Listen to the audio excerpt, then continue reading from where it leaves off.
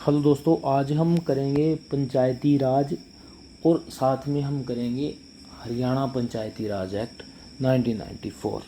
ठीक है, तो ये दो जो है हमारे पास चीज़ें, इसमें दो टॉपिक जो है वो रहने वाले हैं। सबसे पहले हम इसका थोड़ा सा एक ब्रीफ देखेंगे कि किसके कॉन्टेक्स्ट में, पूरे के पूरे देश के कॉन्टेक्स्ट में, कि कहाँ से ये चलता है और उसके बाद ये कैसे हरियाणा तक पहुँचता है, हरियाणा में इसमें क्या कुछ लागू हो जाता है। ठीक है, तो 1870 की बात है। एक मेयो, ठीक है, मेयो थे, वायसरॉय थे, उन्होंने प्रस्ताव लेकर के आते हैं मेयो प्रस्ताव। ठीक है, जिसमें क्या है, स्थानीय व्यवस्था की जो है वो शुरुआत जो है वो करते हैं कौन, मेयो।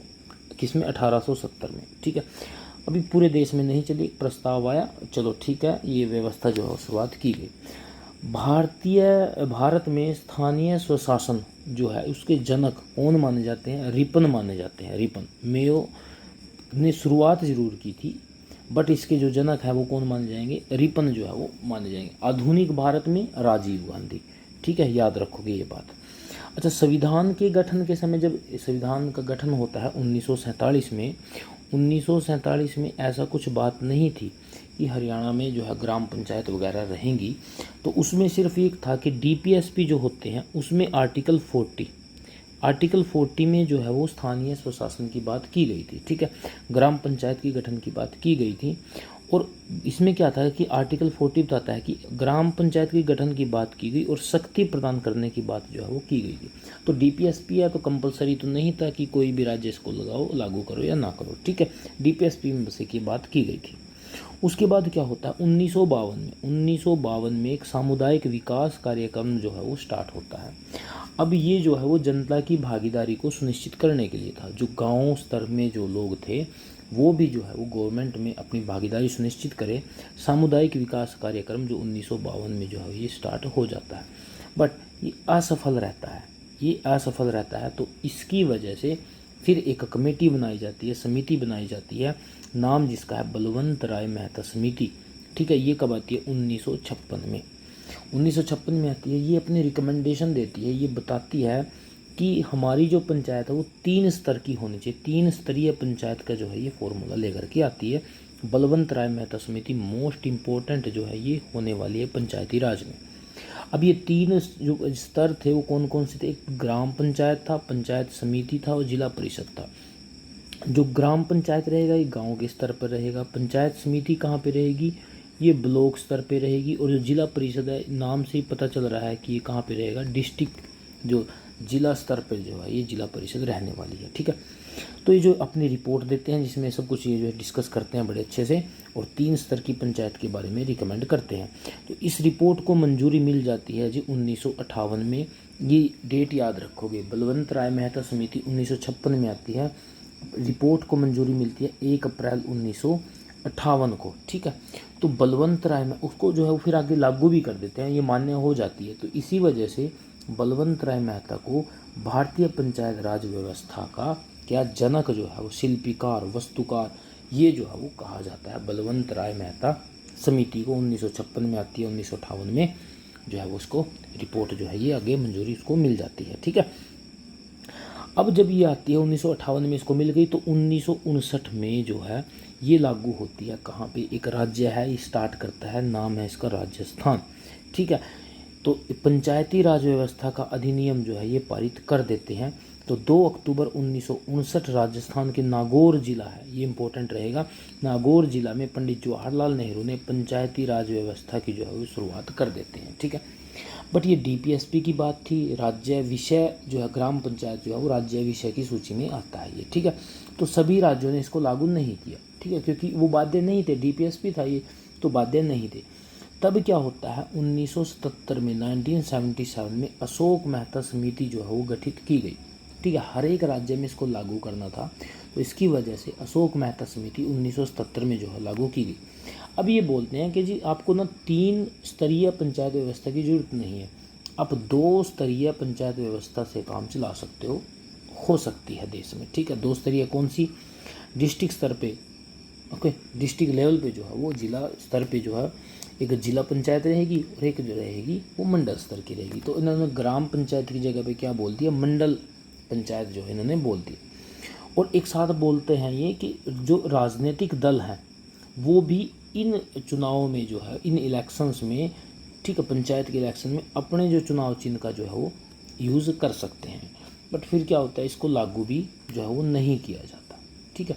तो लागू किसको ही रखा जाता है, बलवंत राय मेहता समिति को।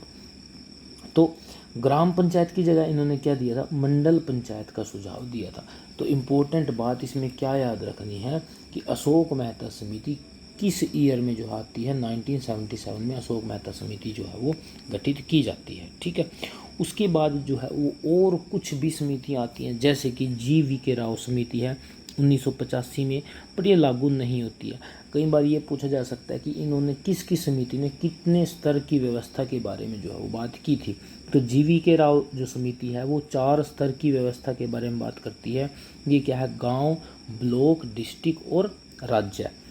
राज्य स्तर की बात करते हैं, जिला स्तर की बात करते हैं, मंडल स्तर की बात, पंचायत जिसको ये बोलते हैं, और उसके बाद ग्राम स्तर की ग्राम पंचायत या फिर ग्राम सभा। तो 4 स्तर की कौन देता है जी, GV राव। 2 स्तर की कौन देते हैं, अशोक मेहता। और 3 स्तर की कौन देते हैं, बलवंत राय मेहता समिति, ठीक है। अच्छा, ये जो GV राव समिति थी ये पहली ऐसी समिति थी जिसने ST और महिलाओं को आरक्षण देने की सिफारिश जो है ये करते हैं, ठीक है। कौन सी, GV राव समिति। उसके बाद एक आती है जी LM सिंघवी समिति, या डायरेक्ट सिंघवी समिति भी इसको बोलते हैं। 1986-87 में ये आती है। ये बोलती है, इसने भी जो है वो आरक्षण की भी बात की थी साथ में, और आर्थिक रूप से पंचायतों को आत्मनिर्भर बनाने के बारे में बात ये करती है। और ये बात भी कहती है कि जो पंचायतें हैं इनको संवैधानिक दर्जा जो है वो दिया जाना चाहिए। तो सबसे पहली समिति जिसने पंचायतों को संवैधानिक दर्जा देने की बात कही थी वो सिंघवी समिति थी।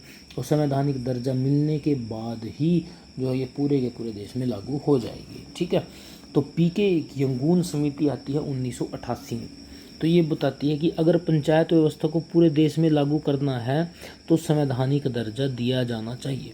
तो मेन बात अब किस पे आ जाती है जी, संवैधानिक दर्जा पे आ जाती है। अच्छा, इनके डेट याद रखोगे, ईयर याद रखोगे। PK यंगून समिति आती है 1988 में।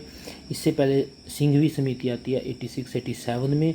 और उससे पहले जो है GV राव समिति आती है 1985 में। तो लगातार 3 समिति आती है, 85, 86, 88, ठीक है।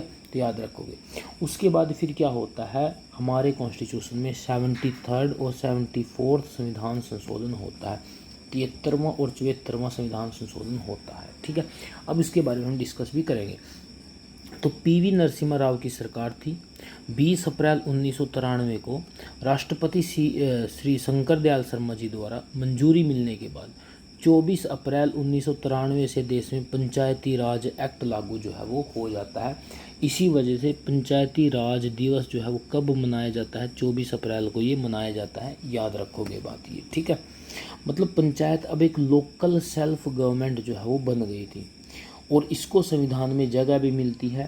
संविधान की 11वीं अनुसूची और भाग 9 में पंचायत का जो है वो वर्णन किया जाता है। 16 अनुच्छेद हैं, 243A से लेकर के 243O तक। और ये जो ग्राम पंचायत है इसको कितने विषय दिए जाते हैं जी, 29 विषय जो है इसको दिए जाते हैं। और ये 73वां संविधान संशोधन 1992 होता है, जो लागू कब होता है, 1993 में जो है ये लागू होता है। अब हमने बात की थी 74th की भी, तो 12वीं अनुसूची जोड़ी जाती है भाग 9A में, जिसमें नगर पालिकाओं के बारे में बताया जाता है। नगर पालिका, नगर निगम, ये सभी जो है इसमें बात हम करते हैं, ठीक है। 74वां संविधान संशोधन दोनों साथ में आए थे 1992, जिसको लागू कब होते हैं, ये 1 जून 1993 से लागू हो जाते हैं। अच्छा, ये जो नगर पालिका है इसको कितने विषय दिए गए हैं, 18 विषय इसको दिए गए हैं।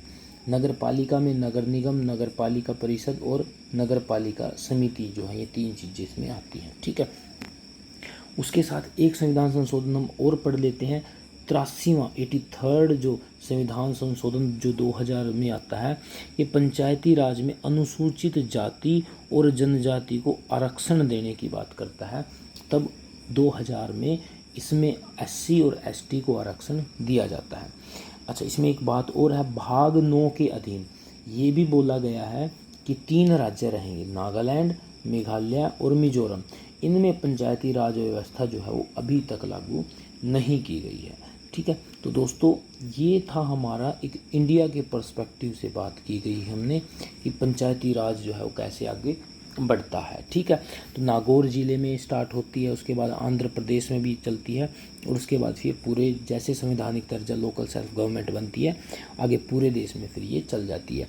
अब हम नेक्स्ट वीडियो में जो हम बात करेंगे वो पर्टिकुलर हरियाणा की बात करेंगे, ठीक है। ये हरियाणा में किस तरीके का जो है वो एक्ट या अधिनियम जो है वो लागू हुआ है, उसमें क्या क्या धाराएँ हैं, वो सभी हम नेक्स्ट वीडियो में डिस्कस करने वाले हैं।